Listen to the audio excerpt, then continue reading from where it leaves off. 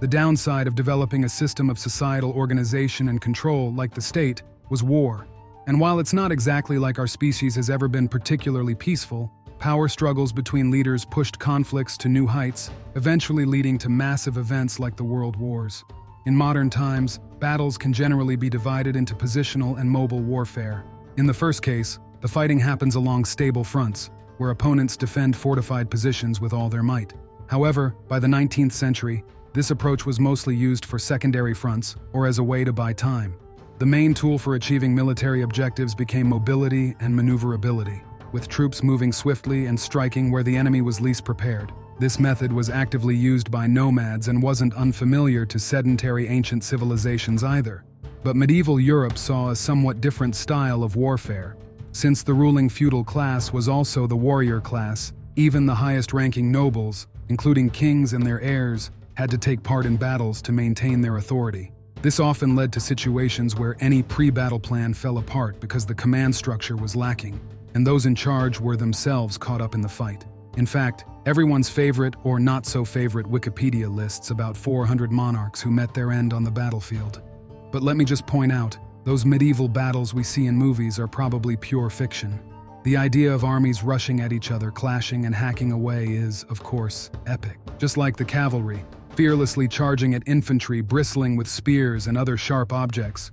Yet humans are built in such a way that one good hit with something metal, even to an arm or leg, could easily end not just your day, but your whole military career, if not your life. I used to be an adventurer like you. Then I took an arrow in the knee.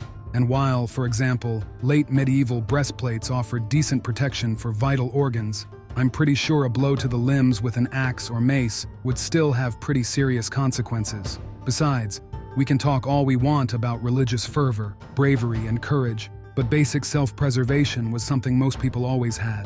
When we read in the Flemish or other chronicles that knightly cavalry approached dense formations of infantry, and those foot soldiers didn't flee, the knights would stop and sometimes even dismount. This was likely a common scenario. Cavalry offered strategic advantages, allowing fighters to move quickly over long distances. But for the much-loved cavalry charge to succeed, a lot of things had to go right. Ideally, the enemy should be retreating, and the charge would hit the infantry in the back, or at least the flank.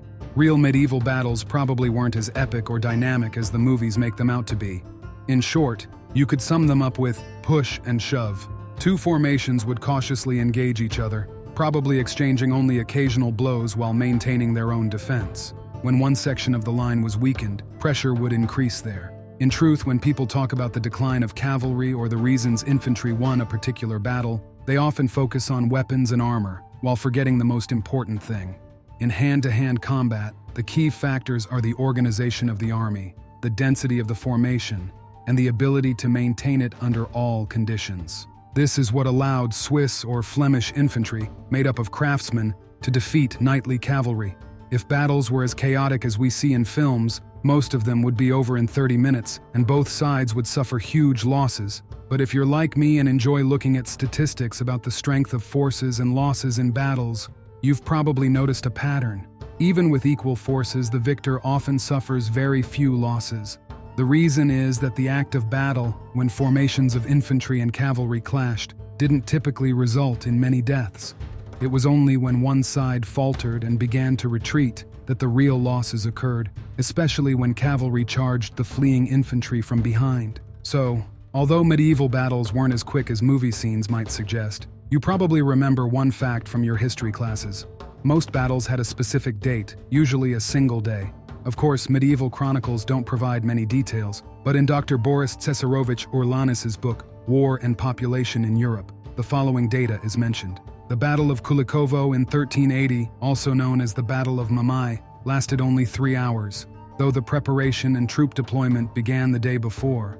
One of the key battles of the Hundred Years' War, the Battle of Poitiers in 1356, where the flower of French knighthood fell, lasted about 6 hours. Remembering another significant battle at Crécy, we should note that the French didn't even arrive at the battlefield until the afternoon. After holding a council of war, they, confident in their numbers, decided to attack that same day. They launched 15 or 16 attacks before nightfall. By midnight, the result was clear. The remnants of the French army were retreating. The large-scale Battle of Ravenna in 1512 lasted around 8 hours. We also can't forget the Battle of Mohacs in 1526. Taking place in Hungary, it involved between 25 and 48,000 soldiers from various European states facing slightly larger Turkish forces. The knightly cavalry hit the enemy's flank, causing them to retreat, but this turned out to be a trap. In just an hour and a half to 2 hours, the battle's outcome and Hungary's fate were sealed. The Christian forces lost tens of thousands of soldiers, while the Turks lost roughly 1,500. Overall, with few exceptions, a single day was usually enough for tens of thousands of warriors to settle the question of victory. And when you think of the Middle Ages as a time of constant war, it's important to remember one thing. Over the course of a decade, there might only have been 5 or 6 major battles, meaning real, large-scale active combat only took up about a week in total. Of course, someone will point out that aside from the relatively brief field battles, there were also sieges of castles, fortresses, and cities which could last for years. But here too, we need to discard the movie cliches of people constantly scaling ladders while boiling oil is poured down on them in vast quantities. More often, sieges were about surrounding fortifications and blocking exits without engaging in much active fighting. Assaults were usually preceded by trebuchet bombardments of gates and buildings, or extensive earthworks to bring down a wall, or, as was the case with Antioch, finding traitors inside the fortress, not to mention the timeless use of diplomacy to convince defenders to surrender without a fight. While multi-day field battles were rare in the Middle Ages, that changed in the modern era.